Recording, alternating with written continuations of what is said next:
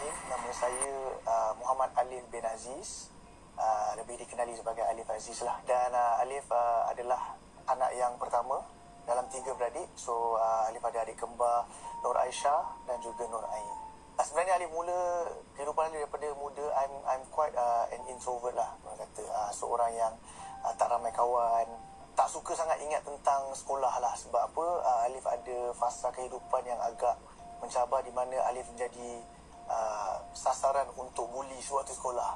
Masa di sekolah dulu, I was very skinny lah. Tinggi tapi kurus sangat. So practically memang look tu memang nampak nerd lah, pakai spek.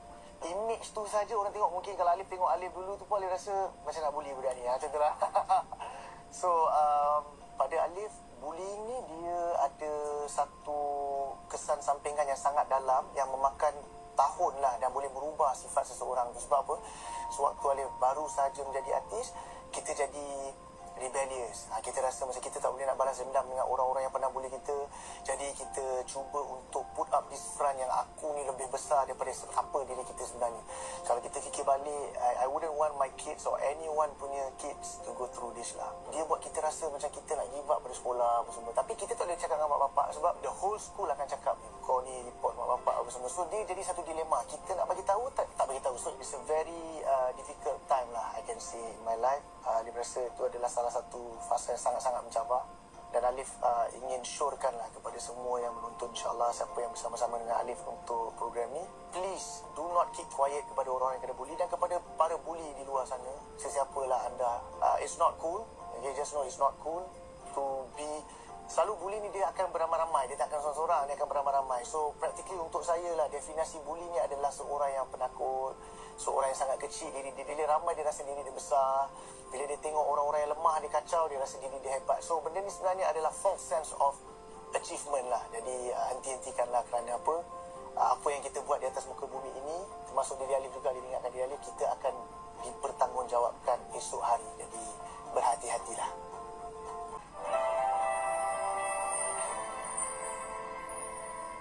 Sebenarnya memang Alif mula nyanyian tu daripada usia sangat muda, about 5 years old, macam umur Aiden sekarang.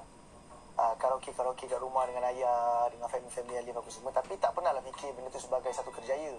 Sebab satu, not everyone wants their children to be a celebrity ke apa semua macam tu lah. Tapi masa tahun 2004, Taufik Batisa menjadi juara Singapore Idol yang pertama. So masa Alif tengok dekat TV, Alif cakap dalam hati, oh, one day insyaAllah I'm going to be like this guy. So I think in 2007, 3 years after that, short 3 years after that, ada audition untuk pertandingan anugerah ni. Kalau dekat sini kira macam AF, macam tu lah, macam big stage, macam tu lah. So masa mula-mula Umi tak support. Umi macam kata, utamakan pelajaran apa semua-semua. Tapi minat tu terlampau sangat. Dia rasa inilah salah satu peluangnya. Dan Allah dah susun, pada 2007 was the first time, siapa yang jadi juara, dia akan dapat kontrak dengan Sony BMG Malaysia untuk crossover. So masa masuk tu pun tak pernah rasa nak jadi juara apa semua, sebab kita muda lagi, kita just nak eksperimen lah. Tapi after a while, I think my family found out yang Alif memang betul-betul passionate. Kita dah masuk minggu ke minggu, kita memang betul-betul compete kan. So Umi pun support, I support eventually. Alhamdulillah menjadi juara pada tahun 2007, dan Alif dapat that joint venture lah dengan Sony BMG. So dekat situ pun Alif tak pernah letak expectation. So we come from Singapore, kita rasa macam, siapa nak dengar kan, kat Malaysia ni hebat-hebat semua penyanyi semua. So tak apalah, dah ada kontrak, kita try full album, 12 lagu. 12 lagu yang kita rakam dalam 10 hari. 10 hari yang tak ada rehat. Memang kalau Alif fikir balik sekarang pun agak mimpi ngeri jugalah. Tapi that was the introduction untuk memberitahu pada Alif, dunia seni ni bukan saja pasal nak glamour, nak itu. There's a lot of hard work yang orang tak nampak. Tapi Alhamdulillah, memang rezeki lagu Sayang-Sayang yang pertama tu, dia menjadi juara untuk carta-carta radio untuk masa yang sangat lama. Dan pada waktu tu orang tak kenal pemuka Alif Aziz sebenarnya. Kita tak ada YouTube, tak famous lagi time tu kot, Alif rasa. So masa tu ada portal kat Malaysia ni yang buat countdown lah. Okay, dalam 3 hari kita akan release music video Alif Aziz. Masa keluar music video tu, memang it was really something yang Alif takkan lupa, sebab it's a huge moment for me in my career lah. So fast forward dari situ, Alif pernah menjadi penyanyi jemputan. That was the first performance that I did in Malaysia. There was like, I think 30,000 people dekat Padang. Memang ramai gila. Dan barisan artis yang nyanyi kat situ pun semua macam hebat-hebat. Alif macam segan lah. Kita datang pada Singapura, budak-budak lagi, kita datang jumpa, tengok Abang Anwar Zain ada. Segan ni kita, macam mana ni aku nak nyanyi lagu aku ni, orang nak dengar ke tak kan. But when they announce, kita persilakan Alif Aziz. And I went on stage, the crowd went, orang punya jerit memang kau-kau ni. Alif tak tahu nak react macam mana, macam okay, Assalamualaikum semua. Boleh tak nyanyi sama-sama kat chorus apa semua. The whole song diorang pekik sampai Alif tak dengar suara sendiri. And I'm not making it up. Tapi my mom was there, my manager daripada Singapore pada tu was there, and it took everyone by surprise. And that was a fateful day lah. It proved to everybody yang macam boleh ke budak ni. It was an experiment, tapi that particular performance yang membuatkan semua orang rasa Alif ni, budak ni dah cross over. Pada waktu tu Alif rasa selepas kejayaan lagu Sayang-Sayang dan lagu Pacarku, para peminat muzik sinonimkan Alif dengan lagu-lagu macam tu. So Alif pernah juga cuba buat lagu balada, cuba buat lagu apa, tapi tidak diterima, mungkin kerana orang lihat Alif Aziz dengan sound yang sebegitu.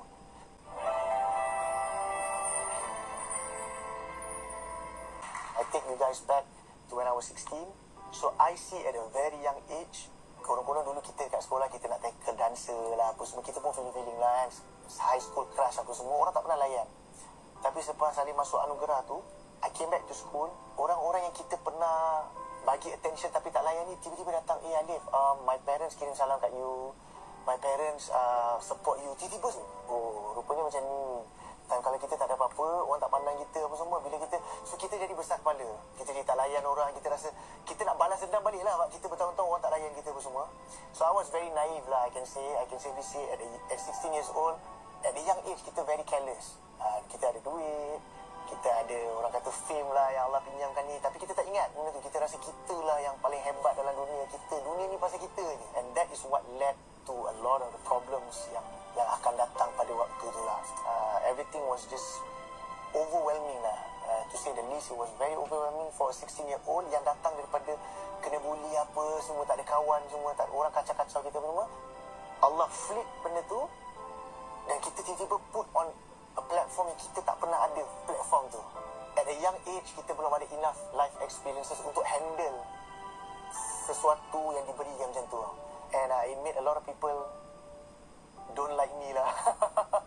Daripada orang suka, lama kelamaan orang jadi macam menyampah pula. Kau ingat kau ni apa? You know, so what went wrong? Kan, what went wrong, Alif? I actually asked myself, so what went wrong, Alif? So I didn't have the answer for many years, tapi now Alif rasa I have to be truthful to myself lah. Sebenarnya Alif, I gave in to Alif punya temptations lah. Apa yang kita nak buat, yang kita tahu tak betul, Alif juga nak buat juga. Kalau ada apa-apa yang tak elok terjadi selepas tu, nanti baru kita fikir. So I have this very immature thinking at that point of time. Pada waktu itu Alif sangat-sangat terlampau, sangat passionate pasal music. Alif letak education number 2.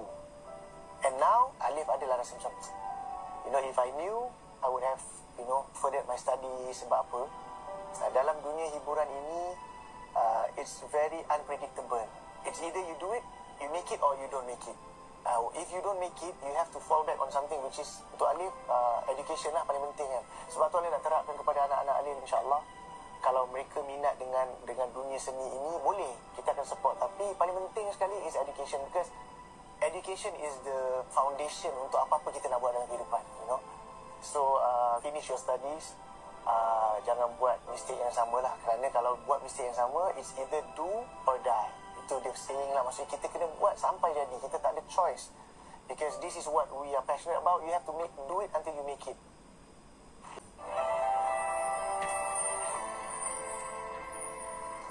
Being 16 years old, kita berada di satu spotlight yang semua orang nak, hi Alif, ini apa semua, you want to be acquainted with. So macam dia kata tadi lah, it's the culture shock, of course. Yes, I will be lying if I say tak ada culture shock. Culture shock sampai tahap kita rasa kita ni superstar dunia ni. Kita nampak dunia ni satu layer je. Kita sekarang orang semua minat. Kita tak nampak ada dangers, kita tak nampak orang yang nak tipu kita ke, orang nampak kita ni vulnerable. Kita nampak semua orang sanjung. Kita nampak kita ni lah star paling besar. Tapi sebenarnya tak. Untuk Alif, I am forever thankful kepada Umi. Umi ikut Alif banyak-banyak masa Alif baru-baru bermula. Dan masa Umi ikut, selamat. After kita dah duduk sendiri-sendiri, Umi dah tak ikut, kat situ lah kita nampak sebenarnya kan apa dugaan sebenarnya apabila kita dibebaskan. Pasal masa Alif grow up, Alif tak ada this sense of belonging. Alif rasa macam kalau kat sekolah pun orang macam tak nak kawan apa semua. So kita rasa macam kita don't belong anywhere. So bila Alif kat sini, Alif nak cari identiti tu. Sebenarnya aku ni sesuai dengan kumpulan apa ni? Sesuai dengan dunia macam ni ke? Sesuai dengan macam mana ke? Alif ada identity crisis tau. So kita mulalah lepak kat situ. And then the rest is history lah. Orang melihat artis ni sebagai satu role model yang kena jadi perfect, tak boleh buat salah langsung.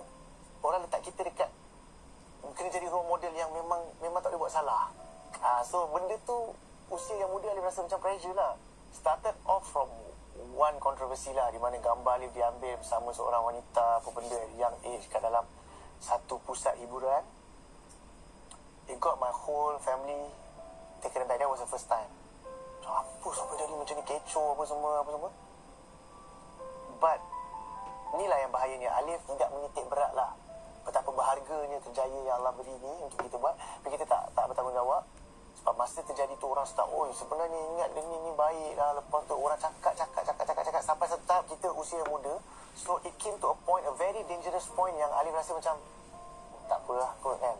Dah orang kenal aku macam ni, orang cakap aku ni jahat apa semua, satu kali lah. It's a very, very immature punya thinking. It's a very, very, to me, a very dumb way of thinking lah. Padahal kita rasa macam kita rebel ni, kita puas hati lah. Orang nampak kita memberontak. Tapi sebenarnya hakikat dia, yang rugi diri sendiri, kerjaya sendiri kan. Yang paling menyedihkan adalah apa yang terjadi dekat keluarga sewaktu keluarnya kontroversi tu. I cause more pain to my family than kebanggaan lah. Alif buat dia orang rasa down, keluar artikel ni rasa malu, rasa apa semua. So untuk Alif, that was the most darkest point in my life, you know. Dan that's the reason why Alif actually lost touch with myself. Alif dah tak nyanyi, Alif dah tak apa. Initially masa Alif being approached untuk masuk GV, Alif sebenarnya a bit reluctant. Sebab Alif bukan kerana apa, kerana kita rasa orang nak ke dengar lagi aku nyanyi ni. Tapi atas sokongan dan doa keluarga dan juga rakan-rakan terdekat, Alif cuba nasib dalam Gegar Berganza.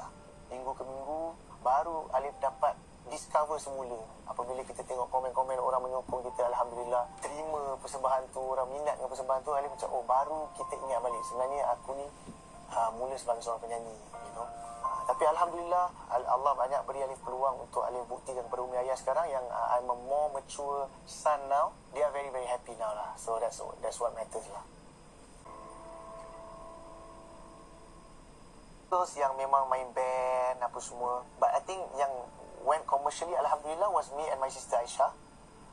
And Aisyah dengan Alif ni, kita sebenarnya kat rumah kita suka compete. It's like a sibling rivalry, a healthy one. And benda tu help to develop a competitive punya character. Bila kita masuk competition, contoh macam GV, macam big stage, kalau kita tak terbiasa dengan competitive nature, kita takkan kompetitif.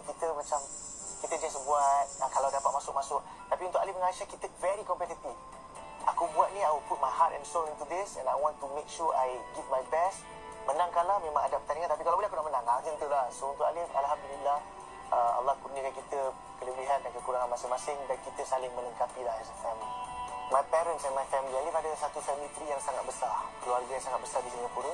They have given their best in trying to discipline Alif, do their best for me as parents lah. And I can safely say kepada Umi Ayah, you have done your very, very best. Bila Alif flashback balik, a point in my life yang Alif duduk kat rumah, masa tu dah macam tak ada orang nak panggil lah apa semua, banyak bad rap dekat luar apa semua. Alif pernah tengok YouTube, Alif buka balik zaman-zaman Alif bertanding masa umur 16 tahun. And I actually ask myself, dalam hati dia cakap, Alif, macam mana daripada kau dekat situ dalam TV tu, dan sekarang kau ada dekat sofa rumah kau ni dalam keadaan macam ni. Pada waktu tu ayah kena ambil Alif, masa tu Alif dah dalam keadaan yang tak okey lah. So to see his face, untuk nampak disappointment lah. Kenapa? Ayah selalu cakap dengan Alif, abang, kenapa kau buat macam ni dekat diri kau sendiri? Sebelum kita sayang orang, kita kena sayang diri kita. Apa yang kau buat ni tidak menunjukkan yang kau sayang diri kau. Apa-apa pun kita kena sayang diri kita, kesiankan diri. Ayah selalu cakap, kalau kau tak kesiankan diri kau, macam mana kau nak bangkit semula?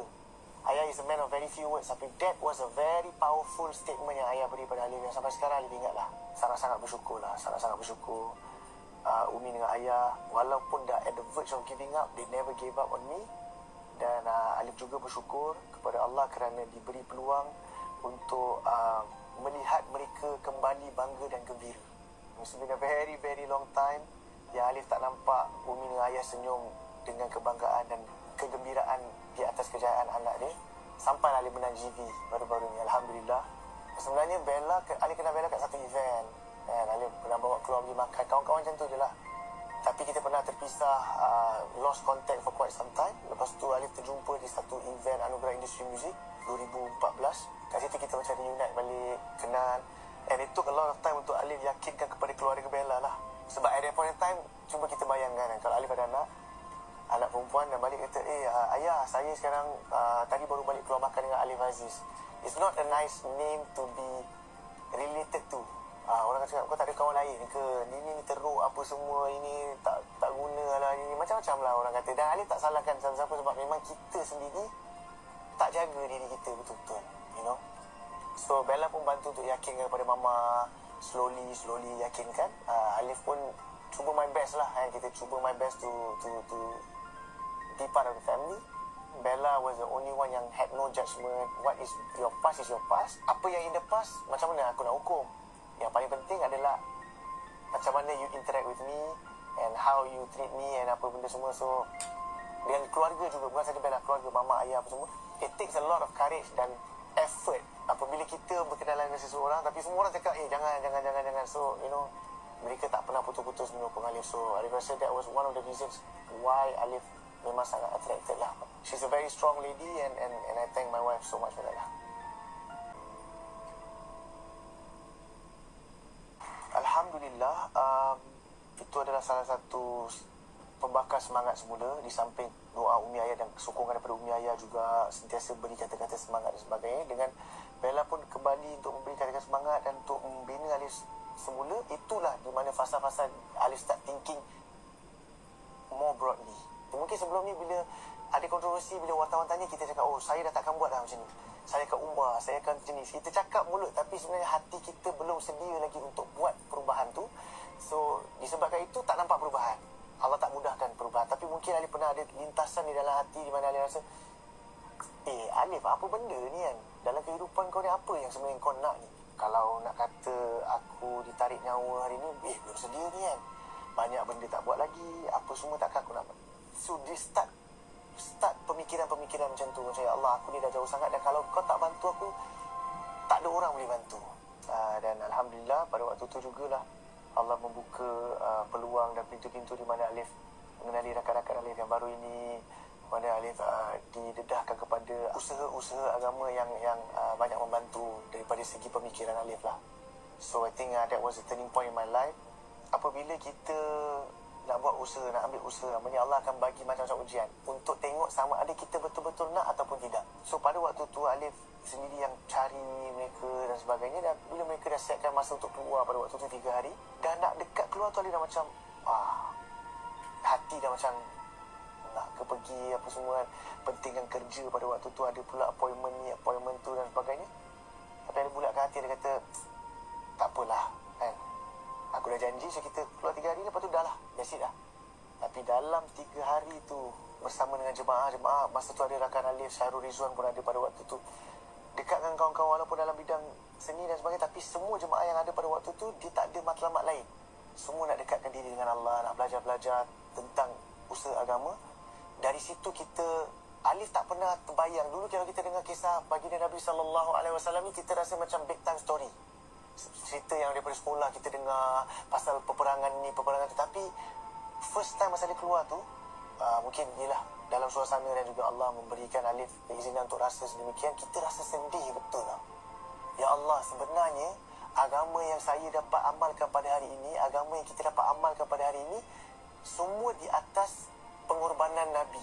Kalau bukan kerana pengorbanan Nabi, mungkin sekarang ni Alif pun tak tahu Alif ni, kita ni beragama apa.